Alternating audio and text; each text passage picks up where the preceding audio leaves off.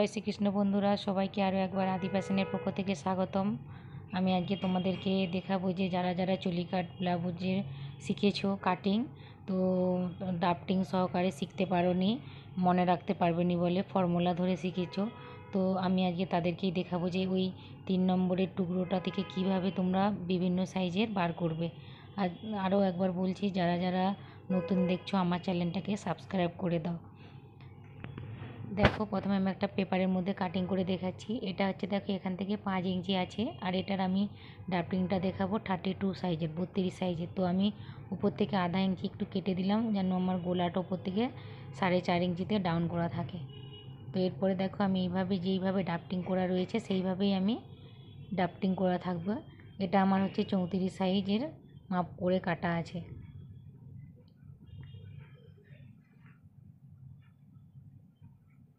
এরপরে দেখো আমি এটাকে সরিয়ে নিচ্ছি। এরপরে আমাকে কাঁধের এখান থেকে নিতে হবে 4.5।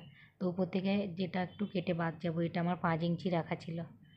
এরপরে দেখো 32 সাইজের ব্লাউজের 9 ইঞ্চি টাক্স পয়েন্ট, তো তার সাথে হচ্ছে 1 ইঞ্চি আমি প্লাস করছি, কারণ যেহেতু এটা একদম ছোট সাইজের ব্লাউজ, 1.5 ইঞ্চি প্লাস করছি না, না হলে 34, 36, 38 সাইজে 1.5 ইঞ্চি এক্সট্রা রাখবে টাক্স পয়েন্টের জন্য। তো 30 বা 32 সাইজের এইভাবে রাখবে।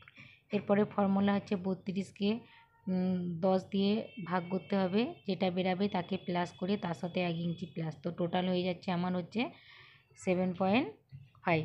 তো এখান থেকে আমি নিয়ে নিচ্ছি এটা, এইদিকে একটা সোজা করে দাগ টেনে দিলাম।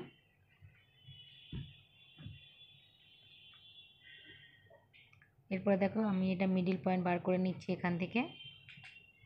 এখান থেকে নিচ্ছি 1.4, আর এই অপোজিটেও নিচ্ছি 1.4।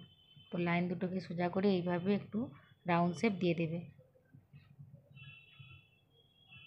এরপরে দেখো যেহেতু 32 সাইজের, তাই ডিপটা নিচ্ছি 2.5 ইঞ্চি। তো 2.5 ইঞ্চিতে আমি একটা দেখো লাইন টেনে দিলাম। এরপরে এই লাইন দুটোকে এইভাবে আমি টেনে নেব। আর এখানে 1 ইঞ্চি 2 পয়েন্ট নিয়ে একটু এখানে রাউন্ড শেপে এইভাবে দিয়ে দেবো।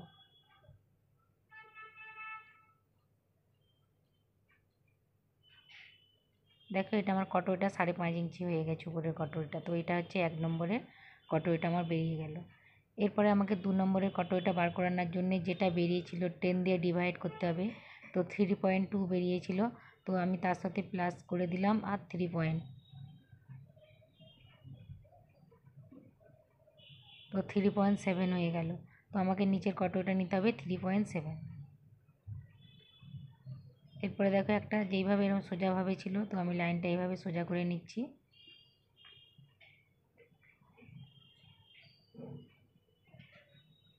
এই বক্সটার মধ্যে আমার 2 নম্বরের কটোটা বেরাবে। এরপরে দেখো মিডল পয়েন্ট আমি টেনে দিলাম, এটা টাক্সের জন্য। তো এদিক থেকে নিয়ে নেবো আমি 1.4, আর এদিক থেকে নিয়ে নিচ্ছি আধা, আর নিচের দিক থেকেও নিয়ে নিচ্ছি আধা ইঞ্চি। এরপরে দেখো এখান থেকে আমি টাক্সের জন্য 1 ইঞ্চি নেবো, এই দিক থেকে 1 ইঞ্চি নিয়ে এরপরে উপর দিক থেকে নিচের দিকে এইভাবে টাক্সটা মিলিয়ে দেবো। এটা হচ্ছে 2 নম্বর আমার কটোরি। 3 নম্বরের কটোটা তো তোমাদের কাছে অলরেডি থাকবে, সেটা আমি ওই জন্য মাপ করে দেখাচ্ছি না। এরপরে দেখো 4 নম্বরের কটোটা নেওয়ার জন্য আমাকে কি করতে হবে, সোজাসুজি লাগ টেনে উপরেরটা 3.5 নিতে হবে, নিচেরটা 3.5 নেবো, এর বেশি নেবো না, যেহেতু 14 ইঞ্চি লম্বা রাখবো ব্লাউজটা, তো কমও 7 ইঞ্চি আর 2 ইঞ্চি এক্সট্রা রেখে। এরপরে এটা হচ্ছে দেখো 4 নম্বরের কটোটা বেরিয়ে গেল। তোমরা একটু মনোযোগ সহকারে দেখো, খুব সহজেই শিখতে পারবে। আর যারা যারা নতুন আমার চ্যানেলটাকে অবশ্যই সাবস্ক্রাইব করে রাখো। আর যদি এই ভিডিওটা পুনরায় দেখতে চাও, তো তাহলে অন্য কোনো গ্রুপে আমার এটা শেয়ার দিয়ে রাখতে পারো, তাহলে আমার আইডিতে এসে খুঁজতে হবে না, খুব সহজেই পেয়ে যাবে। ধন্যবাদ।